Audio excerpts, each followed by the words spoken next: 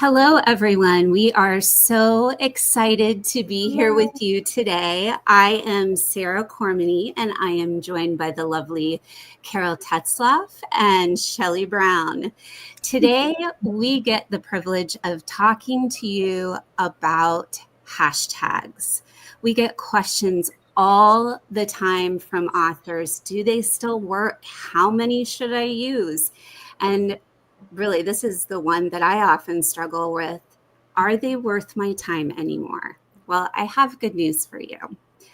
You are going to know these three things by the time we leave you today.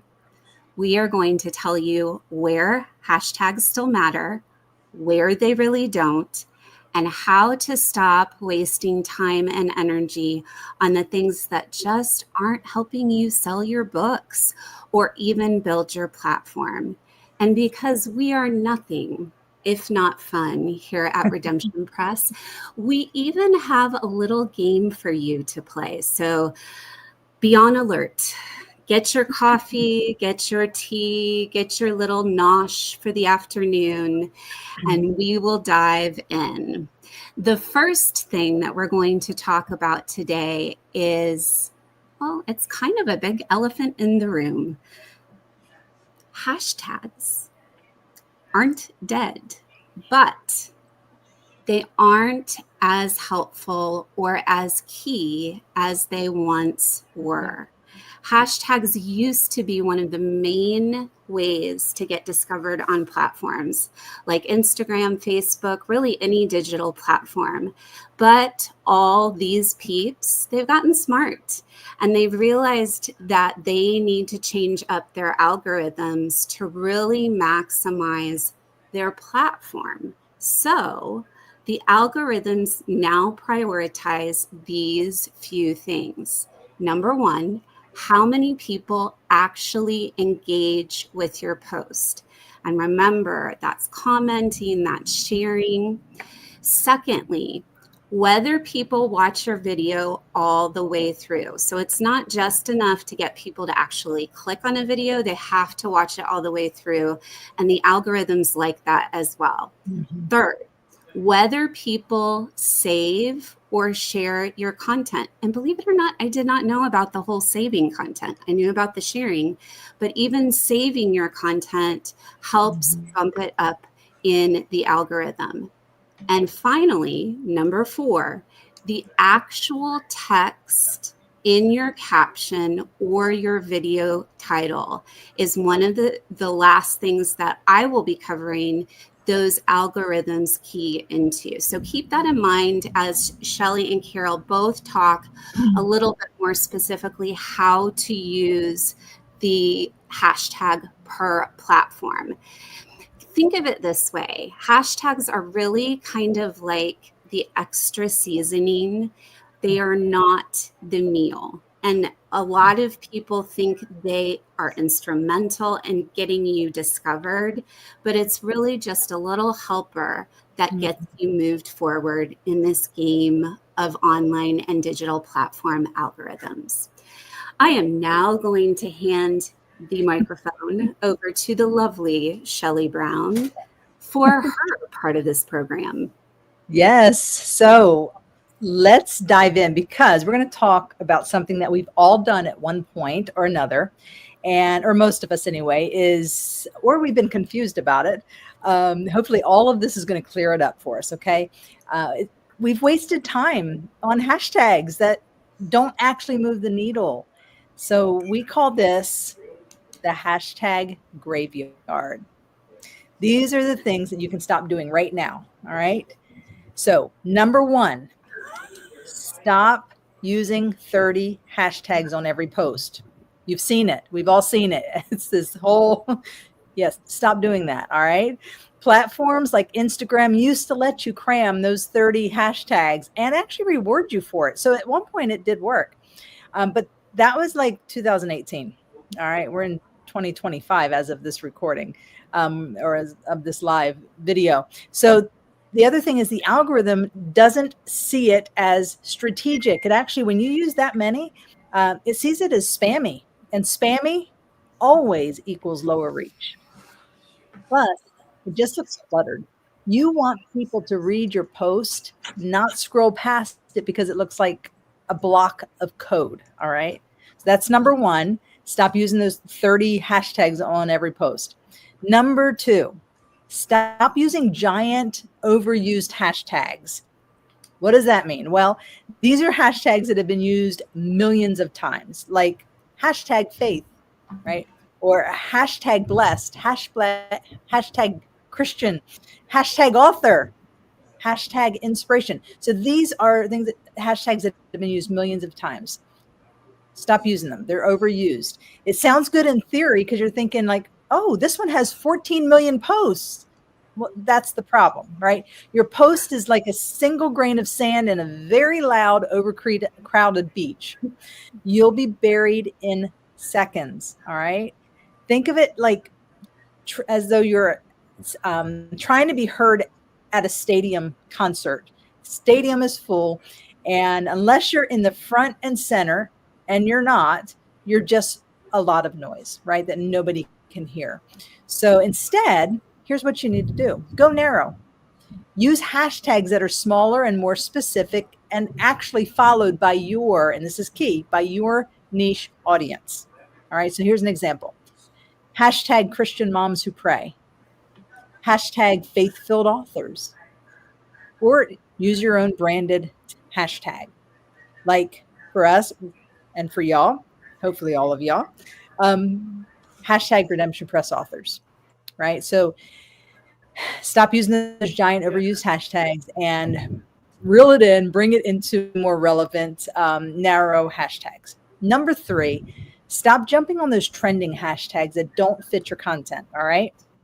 We've all seen it, or at least I've seen it, is a totally random post about quiet time or journaling and your time with God that morning. And it ends with something like hashtag Taylor Swift or hashtag Super Bowl. You know, unless you're doing a devotional about Taylor Swift or about halftime Jesus moments, this makes zero sense. All right. So avoid those trending hashtags. They don't make sense for you, for us. Trending tags may be hot, but if they aren't relevant to your content, they confuse the algorithm and your audience. Okay. The platform thinks, this post doesn't match what people expect to see under this tag. So, what the algorithm does, it deprioritizes your content, it works against you. And even worse, you may show up in places where your audience isn't even hanging out. So instead, use niche trends or create your own seasonal or event based hashtags around your book or topic. All right. So, Carol Tetzloff, Yellow Girl, you're up. Carol's going to tell us where hashtags still work and how to use them wisely, like platform by platform. So, take it away, Carol. Okay, friends, now that we've buried the hashtag bad habits in the graveyard by Shelly Brown, let's breathe some life into a few places that hashtags actually do still work. So when you use them the right way, that's the key. So let's break it down by platform so you can get practical ways of how to do this and then walk away with real clarity. So the first place is Instagram. Still the most relevant platform for hashtags, but shifting heavily. So Instagram platform is still shifting the same way everything else is, trending towards the search and the algorithms.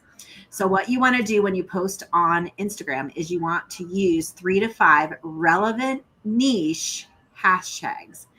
You can mix in a couple other types of hashtags, perhaps 1 to 2 branded hashtags like hashtag Redemption Press authors, or 1 to 2 niche hashtags that really your readers probably will follow.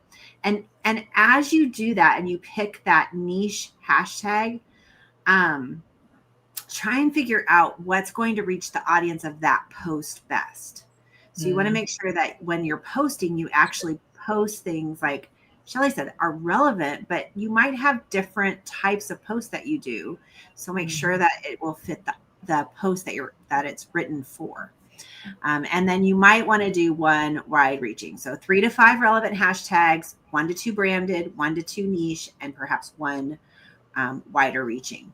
So if you're using hashtag Christian, I guarantee you that 1.2 other million posts are using it too. So unless your post is like a Lisa Turkhurst level engaging, you're probably not going to trend. So set the expectations straight. The next platform we're going to talk about is TikTok. I'm sure all of us are on TikTok, right? Sarah, are you on TikTok? I am not. I'm not either. For my grandkids, but then I Oh. heard about the China thing, and I was like, Yeah, we'll see. I think it's chilling out a little bit. So TikTok still leans into hashtags more than some other platforms because its search bar is a huge discovery tool. People literally search hashtags to find content on the topics they care about, especially for TikTok, how-to content like how-to Bible study tips, book recommendations, or niche encouragement.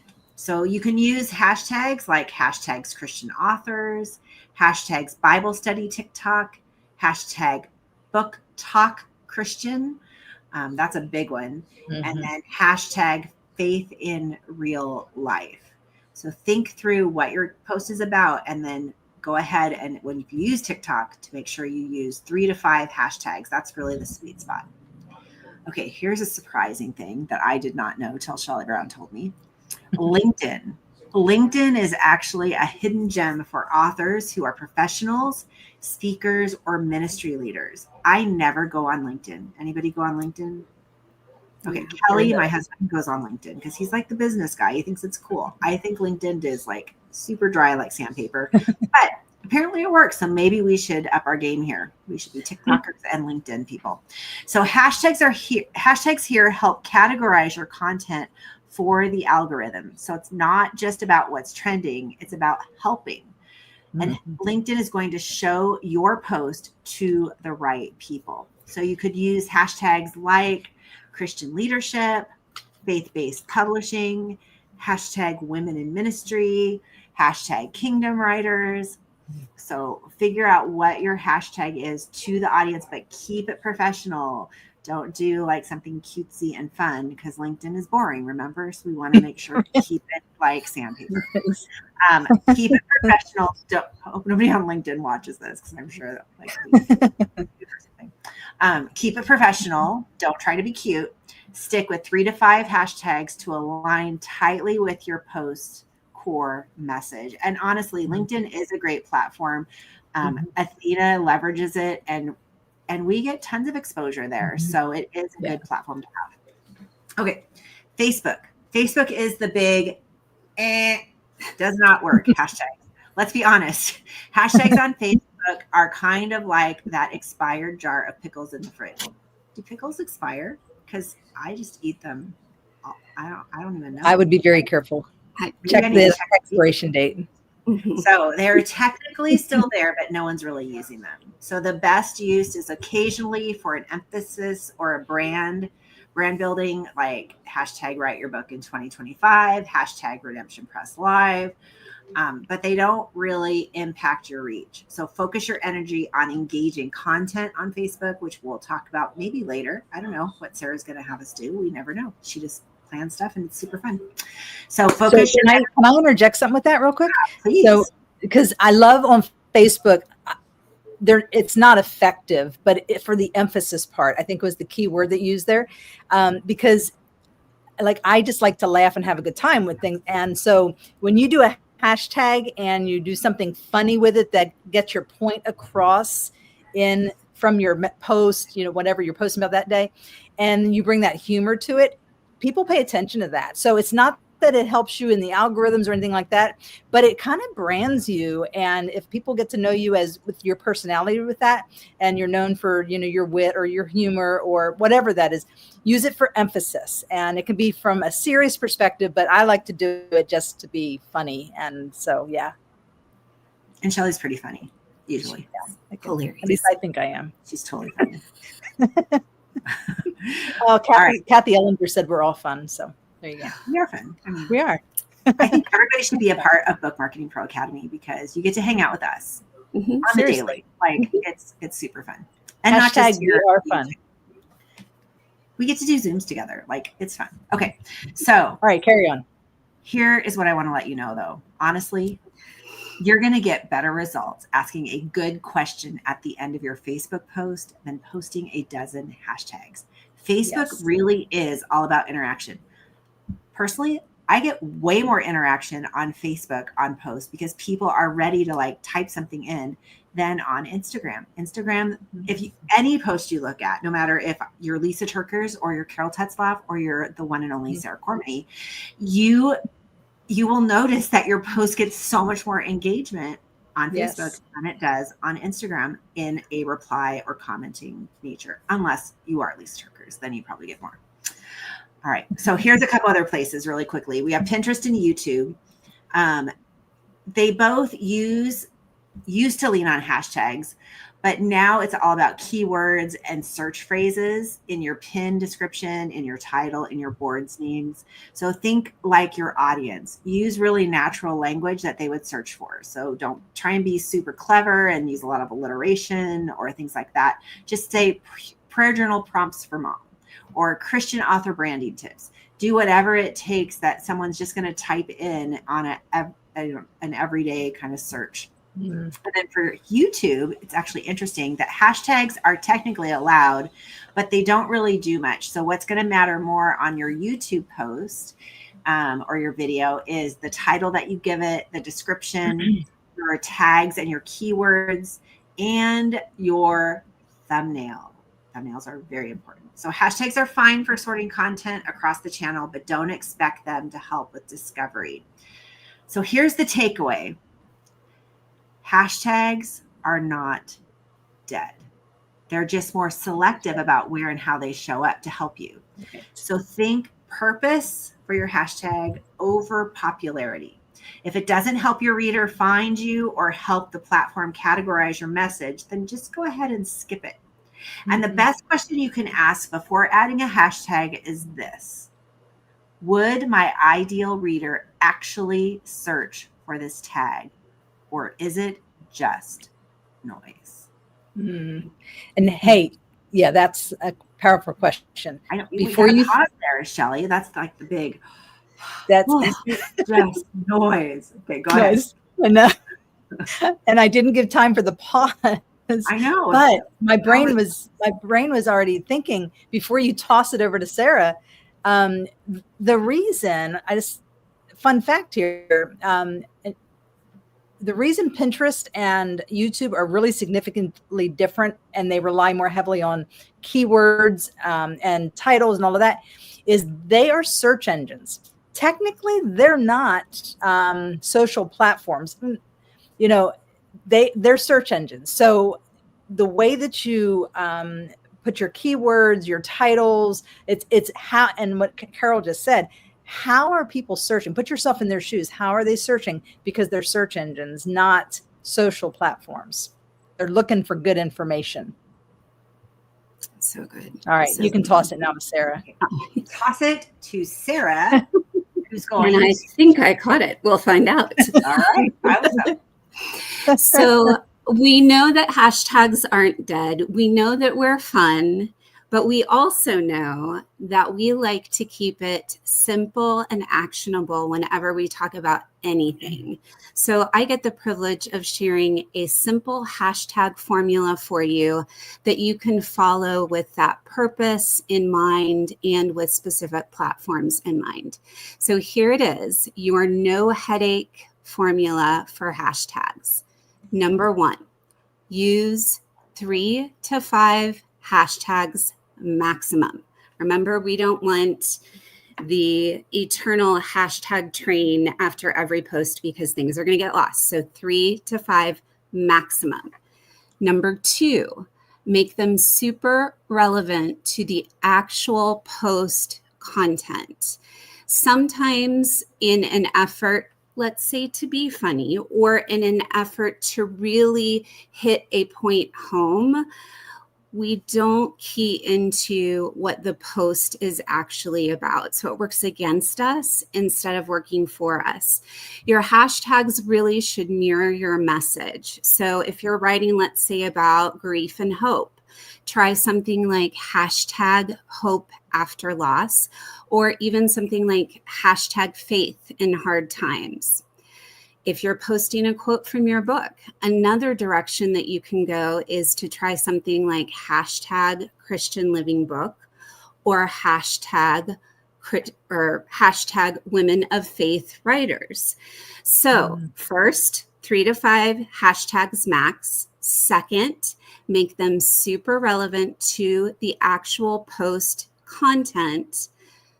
Third, use branded hashtags to build your own community, because our content and our community should work together. They shouldn't be two silos working on their own. So here's how you can do that in using those branded hashtags to build that community well. It's a great strategy to help people find your content and recognize your voice. So if you create or consistently use 1 to 2 branded hashtags, that's how you're going to be able to really pull through your message, pull through the theme of your content, pull through your branding so it works for you rather than against you, or even worse yet, just sits there and does nothing at all. So here would be an example of how you could key into that message. Number 1, you could create a hashtag that keys into your author platform. So for instance, for me, it would be hashtag Sara Cormany thinks she's funny. She's she really isn't. I am fun, but I don't know about funny. Number 2, so number 1, your key into your author platform would be one direction to go. The second direction you could go is to brand a hashtag keying into your message. Like for me, a hard story is a good story is my branding. And so I could use hashtag a hard story, good story, which would key into my branding and not, let's say, make it too specific, like the books that I'm writing, etc. So your author platform is a great place to go to. Your message is a great place to go to. And third, your audience's identity. So I think Carol kind of covered this already, but for me, my audience is women mostly over 40 because I'm over 40 and I'm a woman. And that's my target audience. I don't have anything pithy or brilliant to say here other than, for me, a hashtag that might be relevant would be women over 40, faith for women over 40. So again, just as important to make it content specific, your hashtags content specific, it should also be community and brand specific because you want it to work for you, not separately between a post and your branding. So we've gone to and through 3 points of this no headache formula. Hopefully I've been clear. Number 1, use 3 to 5 hashtags max. Number 2, make them super relevant. Number 3, use branded hashtags to promote your message. And number 4, I think of Edie Melson every single time I get to this particular point. Don't stress about being clever. Be clear. The very moment I talked to her first about hashtags, she was like, this is not an opportunity for you to get cutesy and creative, Sara. This is an opportunity to be clear so your audience knows what this post is about. And the algorithms can also pick up any engagement that's specific to your branding and to your community. So again, this is not, if you are getting a headache or a nosebleed because you have been thinking so hard about what hashtag to choose, it's time to give up the ghost and just go for clear, because clear, as we've talked about all over the Facebook page this week and even last week, clear is the best thing we can do in any area of our marketing.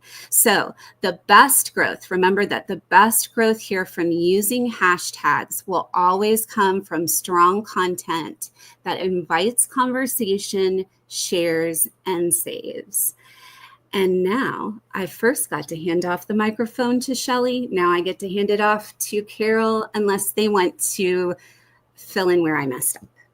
You didn't mess up. You did good. That was very good. Good content. So now I get to play a game.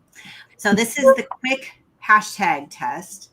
And the game is going to be called Should You Use That Hashtag? So I'm going to let Sara and Shelly play the game. Hopefully they'll get it right. After all of this training, you all should be getting it right. And you can go ahead and post in the comments if you think the answer is yes, I should use it, or no. So how about for yes, we do this? Okay. There you go. And then no, we do this.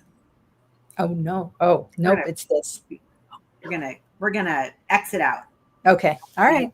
So, yes. No. Okay. Yes. All right. No. Okay. We got it. Here we go. So I'm gonna say a hashtag, and then you do the symbol. So okay. First one, but give the audience a chance to answer. Oh, okay. All right. We want them to give it a little bit of chance. So, but not very long, because it just doesn't take a very brief pause. Yes or no? Yes, brief pause. Okay. Here we go. First hashtag. Should I use hashtag faith? Yes or no? Show me your answer.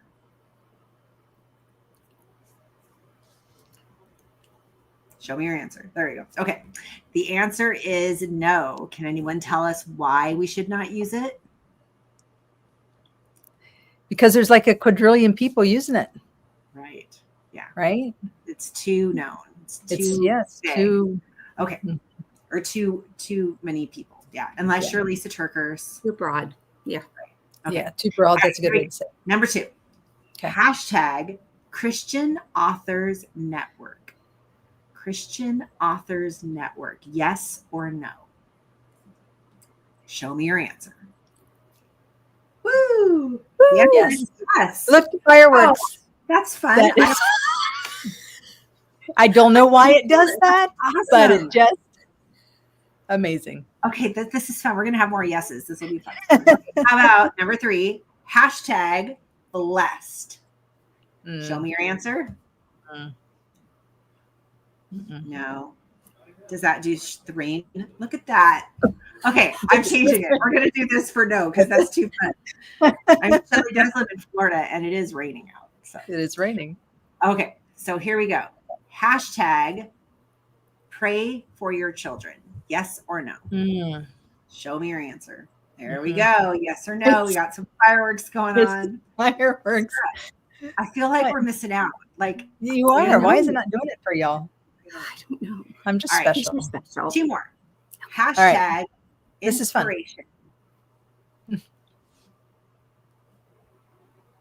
Should not use it. We're going to rain on your parade if you use it. Okay. That's right. And the very last one. Hashtag Redemption Press Authors. Oh, yeah. Oh, yeah. What if you're not a Redemption Press author? Well, whatever author you, We're sad. If you're not, we're sad you're not here. No, seriously. We cry. It's but you should use it if you're one of our authors, because then we can all connect. So it's a fun way to find out who's in the family. It is. Yeah. So that was a really fun game. I had something to say. Maybe I'll think about what it was while Shelly is doing our little final takeaway. Yeah. Well, to wrap things up, here's the bottom line. Hashtags can still help you a little, or on Instagram a lot if you do it right. Do it right. But they are never going to replace strong, relational, valuable content. Content is king, y'all. Like lowercase king. Content is king. Number 3, the best way to grow your audience is to consistently show up, which I know our community, BMA community, y'all show up. Serve your readers. Y'all are serving your readers. And it's just one small shift here and there. Okay. So, and just start with one small shift. You don't have to be overwhelmed by this. Don't get stuck chasing hashtags. You've got a lot. I thought this was really good, actually. I think if you put these principles into place, it's going to take a little stress off of you, and it's going to increase your engagement, I believe. and your reach. So if you are feeling overwhelmed by this, just take one platform at a time, which you should do anyway, y'all. Don't try to master all the platforms. I say this, I beat this drum to death, but don't try to do all the things. Just choose a couple of platforms and do them really well. And yeah, and just start there. So there. I remembered what I was going to say. Okay. That was really good wrap up, Shelly. Thank you. Now, here is something that we didn't talk about that I think it's really important. Most people know, but I don't think everybody knows. When you do a hashtag, there are no spaces. So you do hashtag and then what the phrase is or what the word is right next to it. So we have fun, because we do. And the other thing is you can't use emojis in a hashtag. Right. So make sure that you just put letters and numbers, and you can use symbols within your like keyboard, but you can't use emojis. So just keep it simple, and there you have it. Any other tips or anything I forgot about the actual hashtag? I don't think so. I think Carol brings up a good point. With anything in marketing, one step forward at a time, one platform. It really is all about taking small steps. You'll see the results, and it might be hard because you don't see immediately you have 1,000 followers, but it really is that faithfulness of doing the next right thing that is going to keep this manageable for you. And hopefully the formula that we gave, as well as the tips for specific platforms, will move the needle for your journey with hashtags as well. If this was helpful, we hope it was helpful. I know Carol and shoot, we had rain, we had fireworks. Right. If nothing, we did meet our goal of it being fun. So I think we've carried that theme right on through. But if you have... I'm trying to get balloons. I'm sorry. There we go. Oh, it's confetti. There we go. We got confetti for the end. Sorry. Carry on. I didn't mean to interrupt you. That was so rude. Carry on. It's okay. Yes. The only problem is now I don't really know what I was saying, but give me a second. Oh, I'm sure it was incredibly profound. I think it was something along these lines of, if you found something helpful today, that's what it was. Please put your biggest aha moment in the chat for other people to see. Yes. Because we always love to hear from you and love to have engagement, because that's what makes this job so much fun. Yes, indeed. Well, this was fun. Thank you for joining us, and for those who will watch the replay.